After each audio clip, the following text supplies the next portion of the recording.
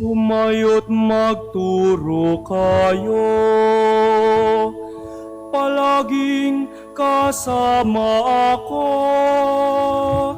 hanggang sa wakas ng mundo.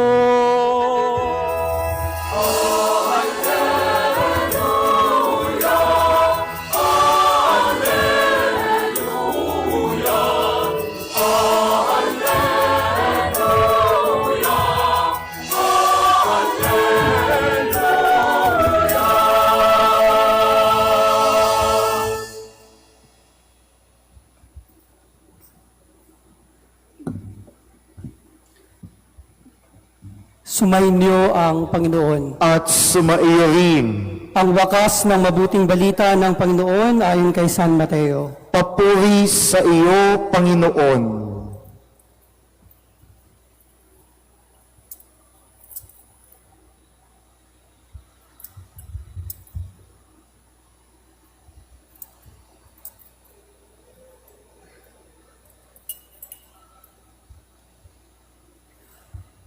Noong panahong iyon, ang 11 alagad ay nagpunta sa Galilea, sa bundok na itinuro sa kanila ni Jesus.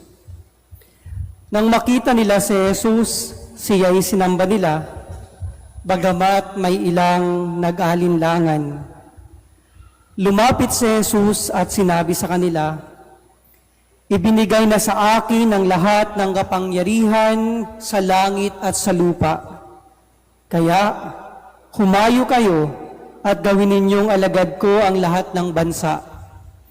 Binyagan ninyo sila sa ngalan ng Ama at ng Anak at ng Espiritu Santo, at turuang sumunod sa lahat ng ipinag-uutos ko sa inyo. Tandaan ninyo, ako'y laging kasama ninyo hanggang sa katapusan ng sanlibutan." Mga kapatid, ang mabuting balita ng Panginoon. Pinupuri ka namin ng Panginoong Jesucristo.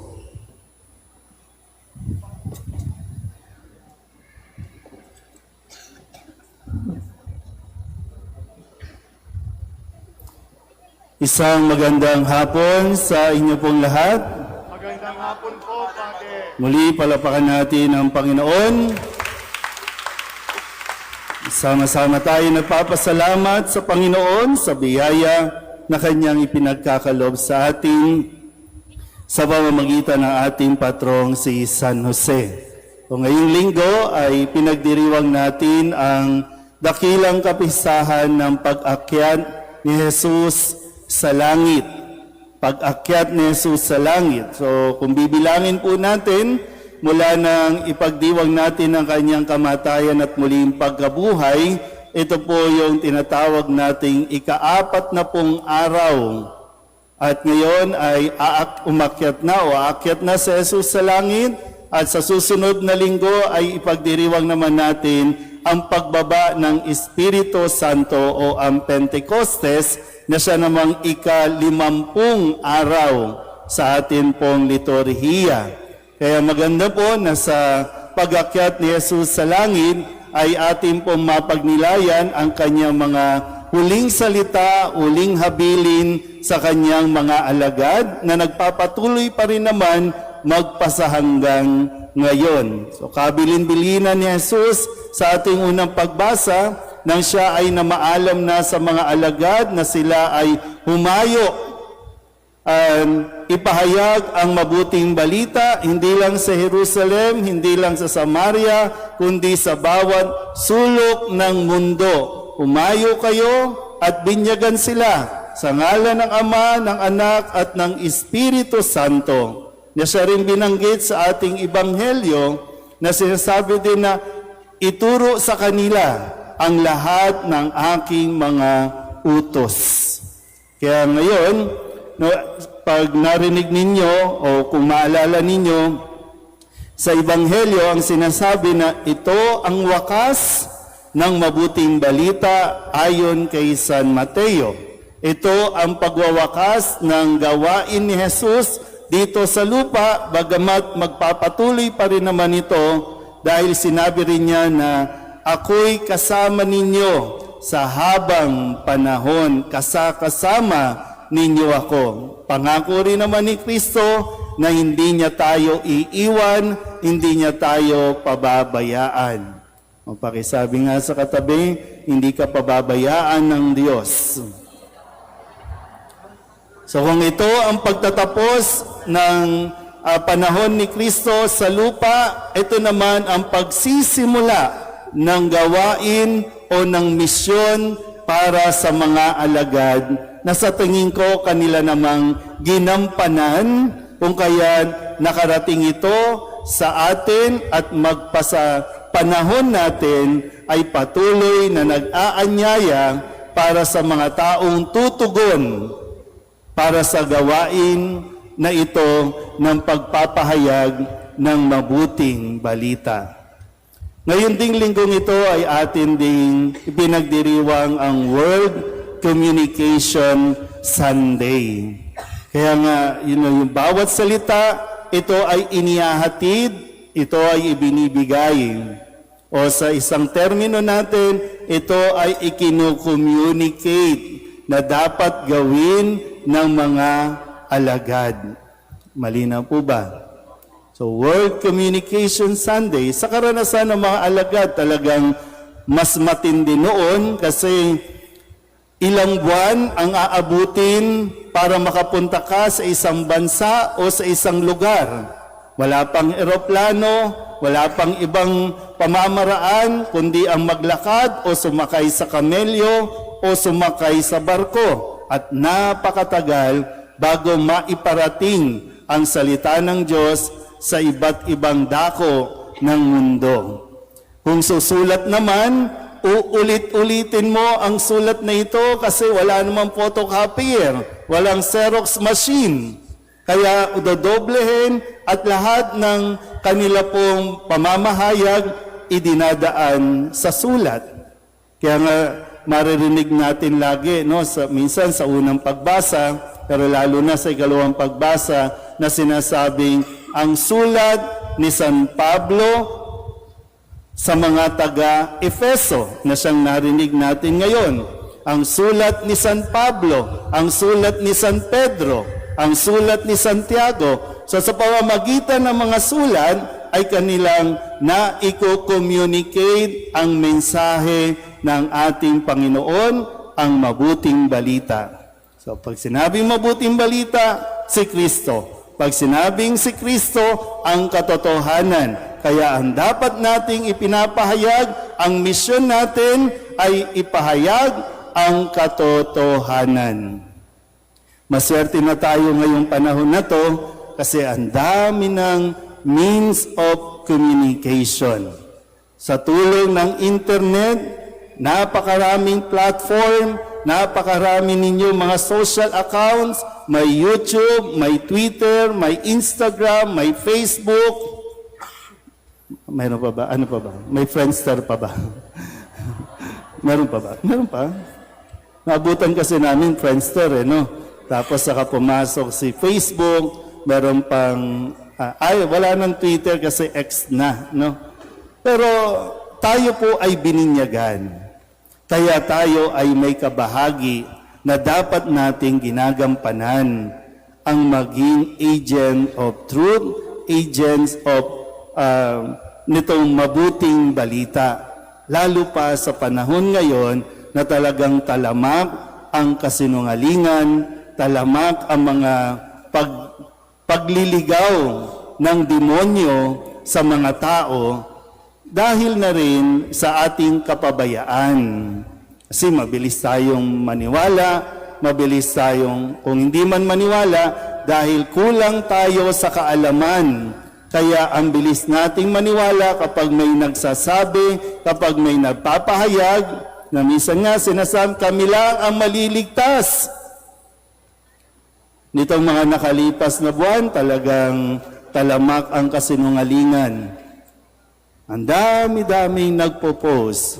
Minsan, no, sabi nga, magla-live pa yan, no? Hi guys, inaatake na kami dito. Hi guys, tulong naman, no? Nilulusob na kami dito. No?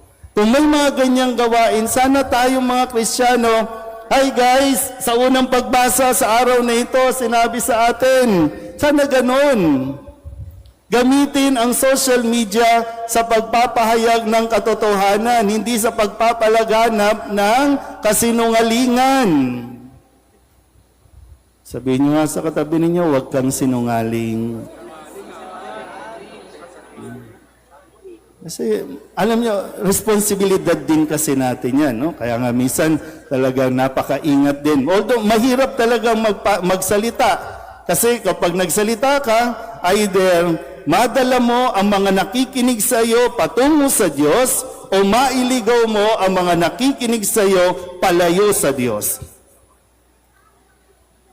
Pero katulad din yan ng mga tao o ng mga Katolikong hindi nagsasalita o hindi kumikibo.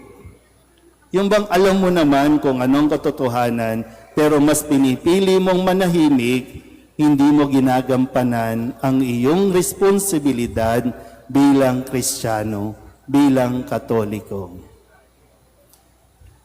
Si San Jose, na ating pinararangalan din, na ating pinagdiriwang, na kung tutusin, no, marami dyan sa mga barangay natin, nadaanan ninyo, may mga kasiyahan na simula pa kagabi, may mga pa-contest na, may mga stage, may mga pa-bingo, lahat na.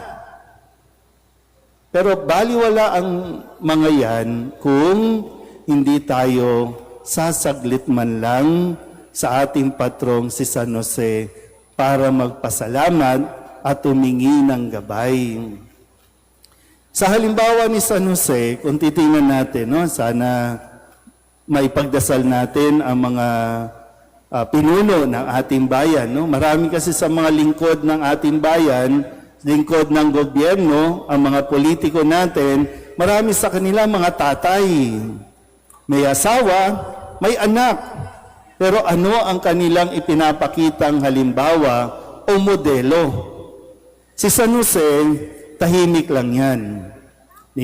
Wala nga tayong narinig na salita eh. Pero hindi lahat ay dinadaan sa salita, kundi ipinapakita sa gawa ang halimbawa na dapat natututunan o nakikita ng mga anak.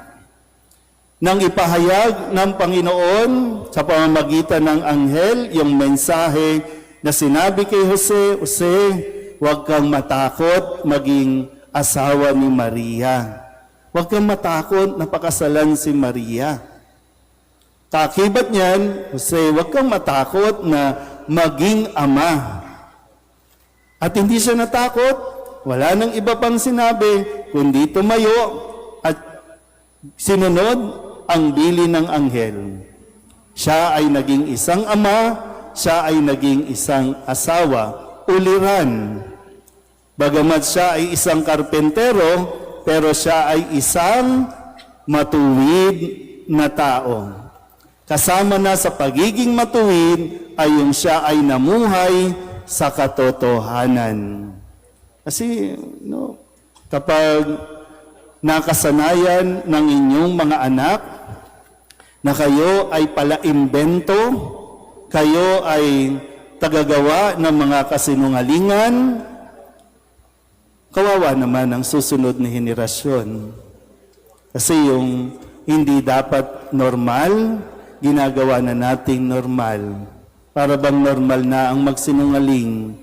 At yung mga tinitingala natin, kaya nga mabigat yung responsibilidad. Kasi kung yung mga tinitingala natin na dapat dignify sila, mga nakabarong, dapat sila mismo ang numero unong tagapagpahayag at nagsasabuhay ng katotohanan. Kung sila mismo ay nagsisinungaling at namumuhay sa kasinungalingan, anong aasahan natin sa ating bayan? Anong aasahan ng henerasyon natin? Pakisabi nga ulit sa katabi, huwag kang sinungaling. Tandaan nyo rin po ha, minsan sa mga matatanda na, no? Sa mga matatanda, minsan alam natin at naunawaan natin kung bakit kailangan magsinungaling. May mga tamang konteksto. Hindi sa gusto natin mamuhay sa kasinungalingan, pero kung sakali lang, wag mo nang iparinig, wag mo nang ipakita sa mga bata kasi iba pa ang kanilang pananaw. Hindi pa nila mauunawaan yung konteksto o yung dahilan mo kung bakit ka nagsinungaling. Bagamat ang pagsisinungaling ay isang kasalanan. Pero yung ipangalandakan natin sa social media na okay lang magsinungaling. Kaya sa susunod ha, sa 2028, huwag nyo nang iboto ha. Makinig naman kasi kayo, pambihira kayo. Ang kukulit nyo rin kasi, sarap yung pektosan minsan eh. Di ba? Eh kaya ito ito nangyayari sa atin. Ang daming kasinungaling. Hanggang ngayon, hindi pa natin alam ang katotohanan sa mga ghost project. Hanggang ngayon, hindi pa natin alam ang katotohanan tungkol sa mga paniningil ng Meralco. Buti na lang nakasolar na tayo bago pa sila maningil ng permit.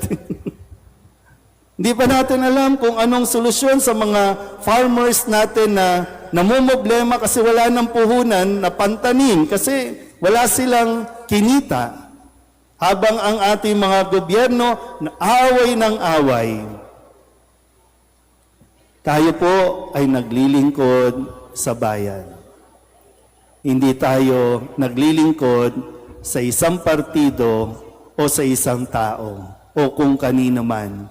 Sa bayan tayo maglilingkod dahil ito ang panawagan sa atin ng Diyos nang ibilin niya sa mga alagad, humayo kayo sa buong mundo, ipahayag ninyo ang mabuting balita. Kaya sana po maging tagapaghatid tayo ng mabuting balita kung paanong si San Jose ibinibigay niya sa atin ng mabuting balita, yan ay ang ating Panginoong Hesukristo.